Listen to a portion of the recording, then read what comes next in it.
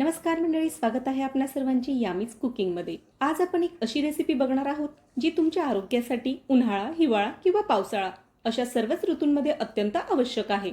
घरात गरोदर माता असो, बाळंतीण असो, वाढत्या वयाची लहान मुले असोत, 40शीतील स्त्रिया किंवा घरातील वयस्क मंडळी, सर्वांच्या आरोग्यासाठी आणि शरीराला भरपूर ऊर्जा देण्यासाठी अत्यंत उपयुक्त असणारे सुपर हेल्दी सुक्या मेव्याचे लाडू आज आपण अगदी सोप्या पद्धतीने बघणार आहोत। चला तर मग अजिबात वेळ वाया न घालवता रेसिपीला सुरुवात करूया। हे लाडू बनवण्यासाठी आपण जे साहित्य घेतलेले आहे ते आधी पाहून घेऊया।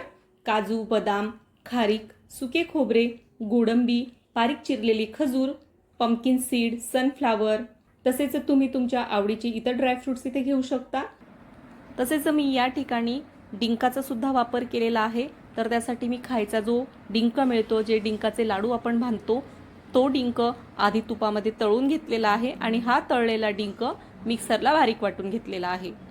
मी हे साहित्य सर्वप्रथम मंद आचेवर कोरडच भाजून घेतलेलं आहे। तुम्हाला हवं तर तुम्ही तूप टाकून हे भाजून घेऊ शकता। भाजून घेतल्यानंतर मी त्याची बारीक पावडर आणि थोडे जाडसर तुकडे असे दोन्ही एकत्र करून घेतलेले आहेत। तुम्हाला आवडत असल्यास तुम्ही जाडे भरडे तुकडे ठेवू शकता किंवा पूर्ण बारीक पावडर करू शकता, हे तुमच्या आवडीवर डिपेंड करतं।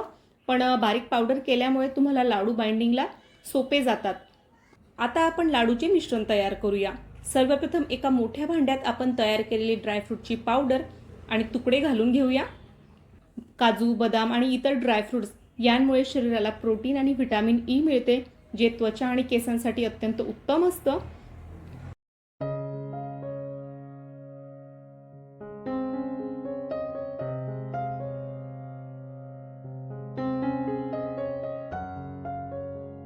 त्यानंतर यामध्ये बारीक चिरून घेतलेली खजूर घालणार आहोत।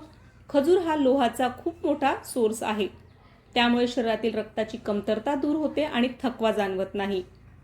तसेच यात आपण 1 चमचा गावरानी तूप सुद्धा घालून घेणार आहोत। आता हे सर्व साहित्य आपण हाताने व्यवस्थित एकजीव करून घेऊया।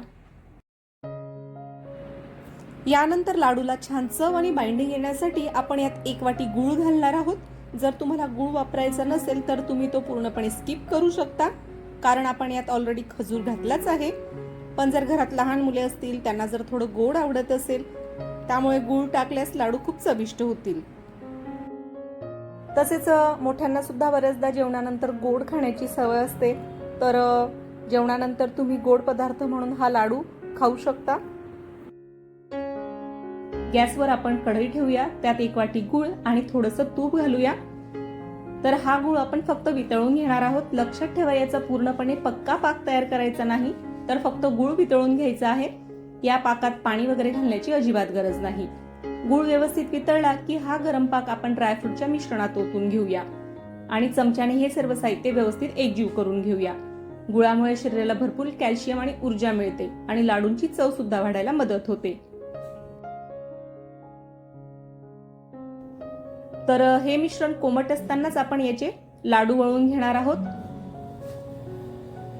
या लाडूंची पौष्टिकता वाढवण्यासाठी आपण वरून खसखसचं कोटिंग करणार आहोत। तर खसखस हा सुद्धा कॅल्शियमचा एक उत्कृष्ट सोर्स आहे, त्यासाठी आपण थोडीशी खसखस भाजून घ्यायची आहे आणि ही भाजलेली खसखस वळलेल्या लाडूंवर लावायची आहे।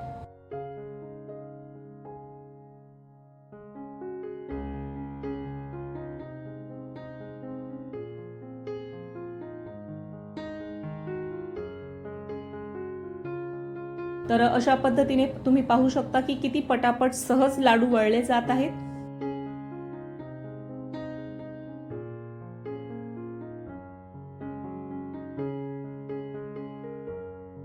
लाडू वळून झाल्यानंतर याला खसखसमध्ये घोळवून घ्यायचं आहे, म्हणजे लाडूला खसखसची वरून कोटिंग होईल। तर अशा पद्धतीने मी सर्व लाडू तयार करून घेतलेले आहेत।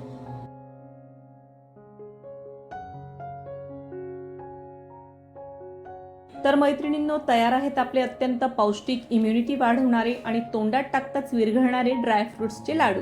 रोज सकाळी 1 लाडू खा आणि आरोग्याने भरपूर राहा। तुम्हाला आजची रेसिपी कशी वाटली मला कमेंट करून नक्की सांगा। व्हिडिओ आवडला असेल तर लाईक करा, शेअर करा आणि आपल्या चॅनलला सबस्क्राईब करायला अजिबात विसरू नका। भेटूया पुन्हा एकदा नवीन हेल्दी रेसिपी सोबत। तोपर्यंत धन्यवाद।